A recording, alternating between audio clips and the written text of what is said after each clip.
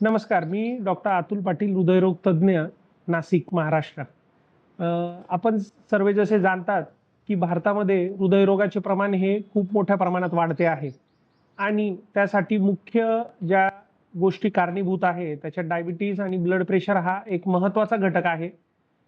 आपण डायबिटीज तसं blood प्रेशरसाठी patient हे प्रामुख्याने आपल्याकडे आढळून येतात आणि उच्च रक्तदाब म्हणजेच ब्लड प्रेशर आणि शुगर म्हणजे डायबिटीज जर व्यवस्थित कंट्रोल केली नाही, तर त्याचे हृदयावर विपरीत परिणाम होऊन हृदयांच्या धमन्या कडक होणे आणि ब्लॉकेजेस तयार होण्याची संभावना खूप वाढते.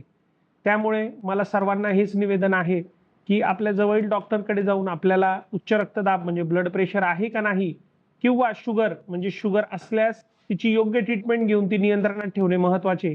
या दोघी गोष्टींवर नियंत्रणात ठेवल्यास आपल्याला भविष्यात होणारे अपाय टाळता येतील. तसेच दुसरा महत्त्वाचा भाग म्हणजे रेग्युलर व्यायाम. हा व्यायाम कुठल्याही स्वरूपाचा असू शकतो. आठवड्यातनं 5 दिवस आणि दिवसात 45 मिनिटं रेग्युलर एक्सरसाइज, चालणे, पळणे, धावणे, स्विमिंग अशा कुठल्याही प्रकारचा व्यायाम करून आपण आपले शरीर सुदृढ ठेवले पाहिजे. धन्यवाद.